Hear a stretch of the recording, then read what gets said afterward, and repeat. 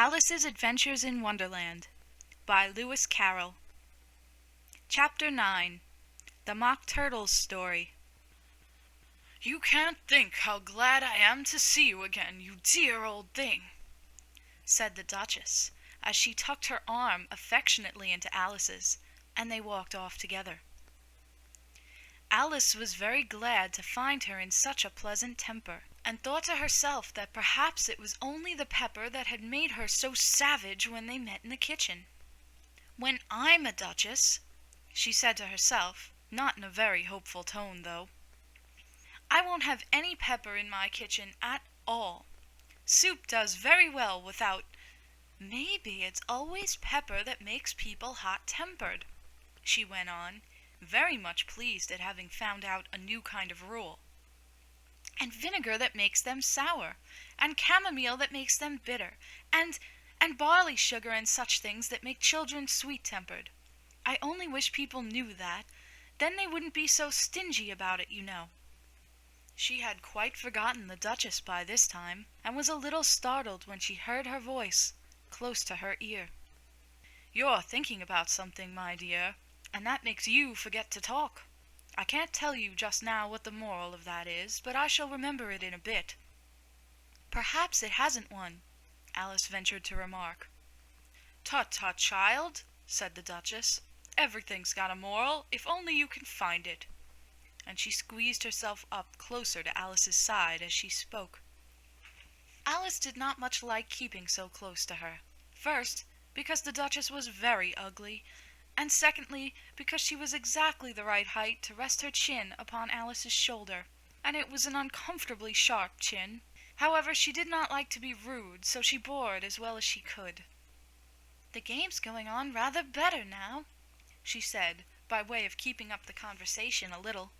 "'Tis so," said the Duchess, "and the moral of that is, oh, 'tis love that makes the world go round." "Somebody said," Alice whispered, "that it's done by everybody minding their own business." Well, it means much the same thing," said the Duchess, digging her sharp little chin into Alice's shoulder, as she added, "and the moral of that is, take care of the sense, and the sounds will take care of themselves." "How fond she is of finding morals in things," Alice thought to herself. "I dare say you're wondering why I don't put my arm round your waist," the Duchess said after a pause. "The reason is that I'm doubtful about the temper of your flamingo. Shall I try the experiment?"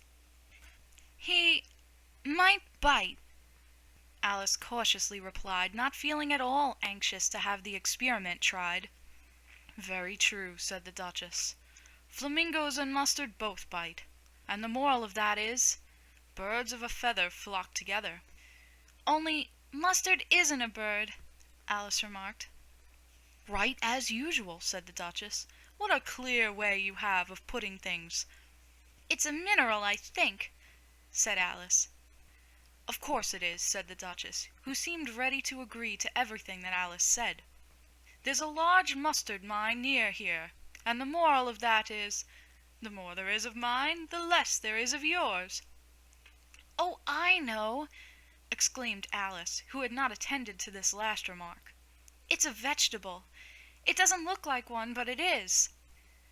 "I quite agree with you," said the Duchess, "and the moral of that is, be what you would seem to be. Or, if you'd like it put more simply, never imagine yourself not to be otherwise than what it might appear to others that what you were or might have been was not otherwise than what you had been would have appeared to them to be otherwise." "I think I should understand that better," Alice said very politely, "if I had it written down, but I can't quite follow it as you say it." "That's nothing to what I could say if I chose," the Duchess replied, in a pleased tone. "Pray, don't trouble yourself to say it any longer than that," said Alice. "Oh, don't talk about trouble," said the Duchess. "I make you a present of everything I've said as yet." "A cheap sort of present," thought Alice. "I'm glad they don't give birthday presents like that." But she did not venture to say it out loud. "Thinking again?" the Duchess asked, with another dig of her sharp little chin. "I've a right to think," said Alice sharply, for she was beginning to feel a little worried. "Just about as much right," said the Duchess, "as pigs have to fly. And the moral—" But here, to Alice's great surprise, the Duchess's voice died away, even in the middle of her favorite word, moral, and the arm that was linked into hers began to tremble. Alice looked up, and there stood the Queen in front of them, with her arms folded, frowning like a thunderstorm. "A fine day, Your Majesty," the Duchess began in a low, weak voice. "Now I give you fair warning," shouted the Queen, stamping on the ground as she spoke. "Either you or your head must be off, and that in about half no time. Take your choice."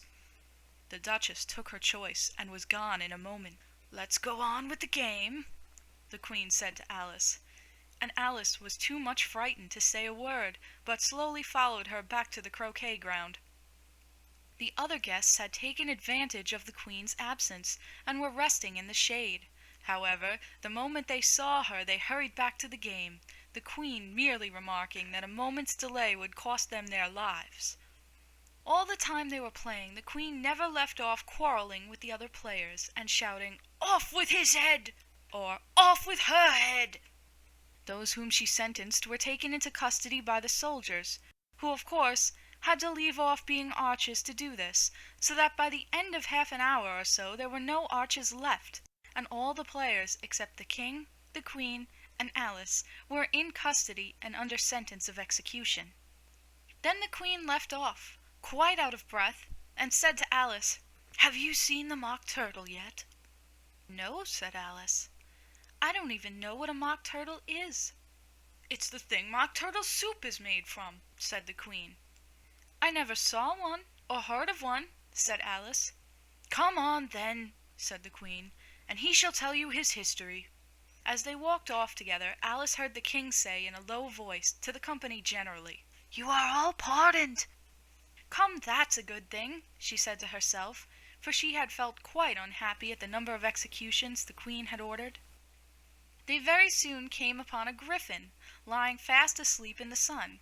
If you don't know what a griffin is, look at the picture. "Up, lazy thing," said the Queen, "and take this young lady to see the Mock Turtle, and to hear his history. I must go back and see after some executions I have ordered." And she walked off, leaving Alice alone with the griffin. Alice did not quite like the look of the creature, but on the whole she thought it would be quite as safe to stay with it as to go after that savage Queen. So she waited. The griffin sat up and rubbed its eyes. Then it watched the Queen till she was out of sight. Then it chuckled. "What fun," said the griffin, half to itself, half to Alice. "What is the fun?" said Alice. "Why, she," said the griffin. "It's all her fancy, that. They never executes nobody, you know. Come on." "Everybody says come on here," thought Alice, as she went slowly after it. "I never was so ordered about in all my life, never." They had not gone far before they saw the Mock Turtle in the distance, sitting sad and lonely on a little ledge of rock. And as they came nearer, Alice could hear him sighing as if his heart would break. She pitied him deeply. "What is his sorrow?" she asked the griffin, and the griffin answered, very nearly in the same words as before, "It's all his fancy, that. He hasn't got no sorrow, you know. Come on." So they went up to the Mock Turtle, who looked at them with large eyes full of tears, but said nothing. "This here young lady," said the griffin, "she wants for to know your history, she do." "I'll tell it her," said the Mock Turtle in a deep, hollow tone. "Sit down, both of you, and don't speak a word till I've finished." So they sat down, and nobody spoke for some minutes. Alice thought to herself, "I don't see how he can even finish if he doesn't begin." But she waited patiently. "Once," said the Mock Turtle at last, with a deep sigh, "I was a real turtle." These words were followed by a very long silence, broken only by an occasional exclamation of "Hm!" from the griffin, and the constant heavy sobbing of the Mock Turtle. Alice was very nearly getting up and saying, "Thank you, sir, for your interesting story." But she could not help thinking there must be more to come, so she sat still and said nothing.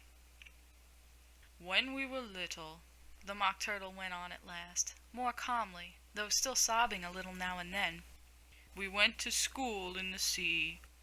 The master was an old turtle. We used to call him Tortoise." "Why did you call him Tortoise if he wasn't one?" Alice asked. "We called him Tortoise because he taught us," said the Mock Turtle angrily. "Really, you are very dull." "You ought to be ashamed of yourself for asking such a simple question," added the Gryphon, and then they both sat silent and looked at poor Alice, who felt ready to sink into the earth. At last the Gryphon said to the Mock Turtle, "Drive on, old fellow, don't be all day about it." And he went on in these words, "Yes, we went to school in the sea, though you mayn't believe it." "I never said I didn't," interrupted Alice. "You did," said the Mock Turtle. "Hold your tongue," added the Gryphon, before Alice could speak again. The Mock Turtle went on. "We had the best of educations. In fact, we went to school every day." "I've been to a day school too," said Alice. "You needn't be so proud as all that." "With extras?" asked the Mock Turtle a little anxiously. "Yes," said Alice. "We learned French and music."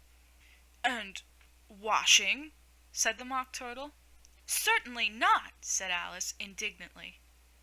"Ah, then yours wasn't a really good school," said the Mock Turtle in a tone of great relief. "Now at ours they had at the end of the bill French, music, and washing. Extra." "You couldn't have wanted it much," said Alice, "living at the bottom of the sea." "I couldn't afford to learn it," said the Mock Turtle with a sigh. "I only took the regular course." "What was that?" inquired Alice. "Reeling and writhing, of course, to begin with," the Mock Turtle replied. "And then the different branches of arithmetic: ambition, distraction, uglification, and derision." "I never heard of uglification," Alice ventured to say. "What is it?" The Gryphon lifted up both its paws in surprise. "What? Never heard of uglifying?" it exclaimed. "You know what to beautify is, I suppose." "Yes," said Alice doubtfully. "It means to make anything prettier." "Well then," the Gryphon went on, "if you don't know what to uglify is, you are a simpleton."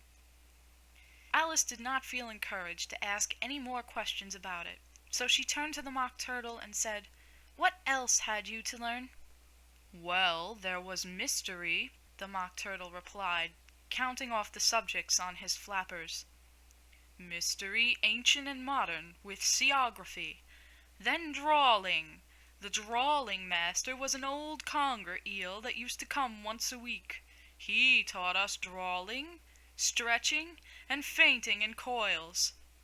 "What was that like?" said Alice. "Well, I can't show it you myself," the Mock Turtle said. "I'm too stiff, and the Gryphon never learnt it."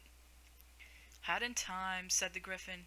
"I went to the classics master, though. He was an old crab, he was." "I never went to him," the Mock Turtle said with a sigh. "He taught laughing and grief, they used to say." So he did," said the Gryphon, sighing in his turn, and both creatures hid their faces in their paws. "And how many hours a day did you do lessons?" said Alice in a hurry to change the subject. 10 hours the first day," said the Mock Turtle, 9 the next, and so on." "What a curious plan!" exclaimed Alice. "That's the reason they are called lessons," the Gryphon remarked, "because they lessen from day to day." This was quite a new idea to Alice, and she thought it over a little before she made her next remark. "Then the 11th day must have been a holiday?" "Of course it was," said the Mock Turtle. "And how did you manage on the 12th?" Alice went on eagerly. "That's enough about lessons," the Gryphon interrupted in a very decided tone. "Tell her something about the games now." End of Chapter 9.